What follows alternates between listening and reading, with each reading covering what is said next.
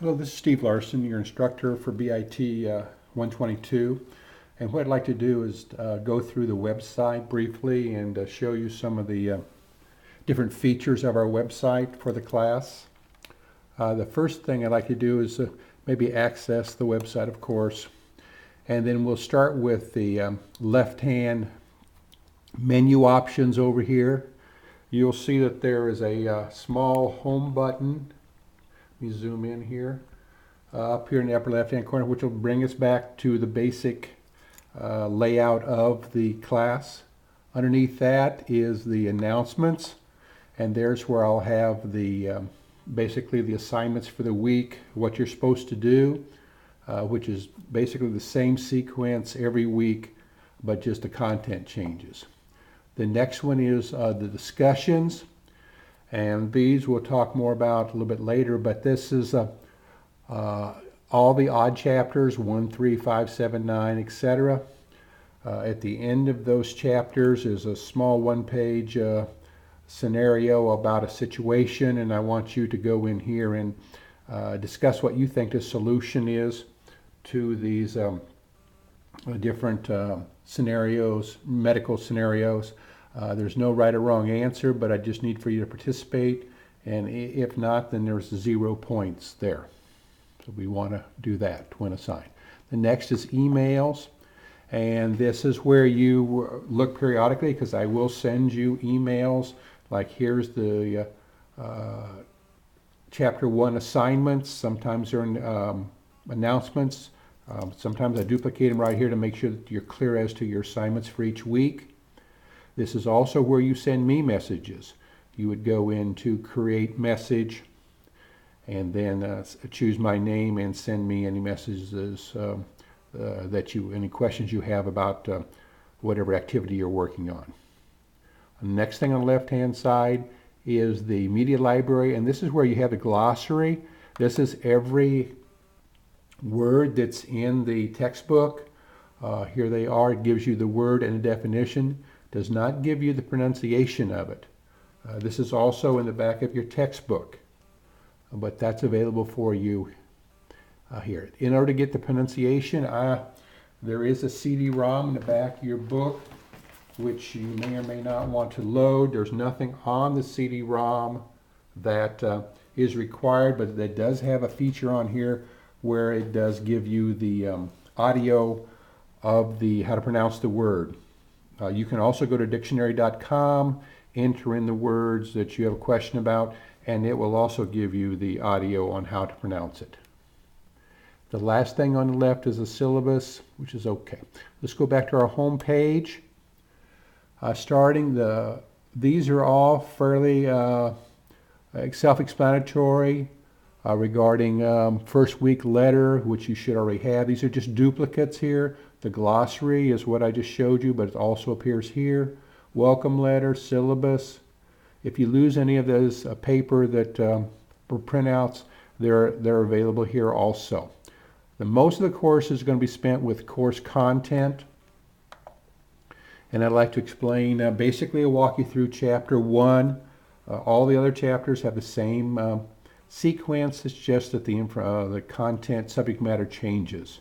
So I would click on, after you read the chapter material, you then, in the textbook, you then do at the end of each chapter the learning activities, which are like in chapter 1, that would be on page 16. And there's about 5 or 6 pages of fill in the blank and all kinds of different activities in the textbook. Do those after you read the chapter. I've sent you the answer keys, so I would suggest that you do 5 or 6 of these or complete an activity, and then look at the answer key and compare your answer with the true answer. Hopefully they will agree, and work your way through these ungraded but self-evaluated activities at the end of each chapter. After you've done those 2 things, then you're ready to come online. So much of this course can be done offline. And then I would go through these 8 hyperlinks here starting with like goals statement. Some of these activities only take like 30 seconds to read, but it may help you solidify some of the content of the course, confirm that you're doing the right thing, advanced preparation, and here's a little visual. Some of these are repetitive within the book. Some of these are new, and they may trigger good things, help you remember the content. The third thing is lecture notes. And here is a PowerPoint presentation. No audio, but it might give you a lot of visuals that would help you. The fourth is class notes, and this is a text-based. There's some visual there though. A summary of the chapter. Should repeat hopefully things you've learned. Frequently asked questions, and this tells you about well, just some questions that students have asked in the past, and then how I've answered those questions, so hopefully help you overcome some obstacles that you may encounter, but hopefully this will resolve them so you can move forward quickly. Flashcards, very good. They're at the back of the book, but that's the physical ones. These are electronic flashcards. They go through, in this case, 75 words in the first chapter. And this, you can go through, it'll tell you the word or whatever they're trying to say, and then you can write in what your response would be, and it's a self-graded type thing. None of this, your score is recorded. The next thing is animations. This is also this is good, and it has some audio to it. I would definitely click on these, and this should reinforce what you've seen in the chapter, in the textbook. And many students have commented about the interactive games, these 4 games here, you may find one or all of these are very beneficial to you. So I would look at those games and see if that doesn't help you learn the material in the chapter. And you just click on each one of those. There's a spelling bee, which would help the spelling, which is sometimes difficult. Once you've done that, then you're ready to do the graded material. And here is the 5 things that are graded. Every chapter has the same 5 things. And that is a pre-test, which you would click on, 10 questions, 30 minutes, and then a multiple choice quiz, 20 questions in 30 minutes, fill in the blank. You don't have to do this in the same sequence.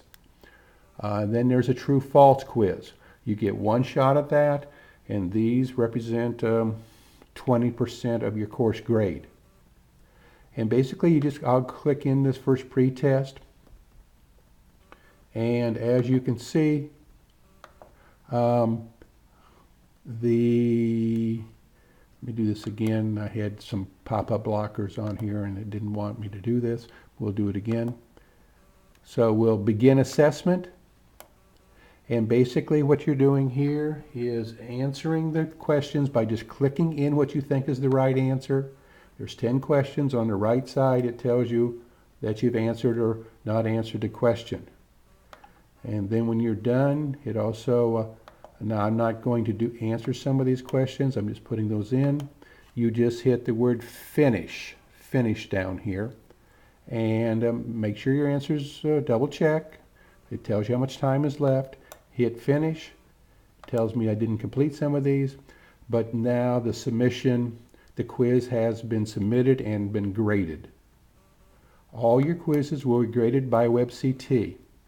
In order to see the results of your quizzes, you'll need to go over to what's called My Grades. My Grades over here. Okay? And then that will show you the results of the test. And you can click here under My Grades, the one that you want, and it'll open it up and tell you what you got right and what you got wrong. Okay? So this is very good. And then the last thing in this particular chapter is the discussion. And I tell you to go to page 25. And here is a question. I ask you 1 sentence here about what I want you to do. You go to the discussions area, and in the discussion area, you click on the discussion, And what you're going to do, as students already done, is create a message. And then you just type in there your 2 or 3 sentences that responds to that question and then hit submit. Hopefully this quick overview will help you understand and get a good start, a good beginning to this course. I'm here to help you succeed. Shoot me an email about any problems you have whenever you encounter anything of question. Thank you.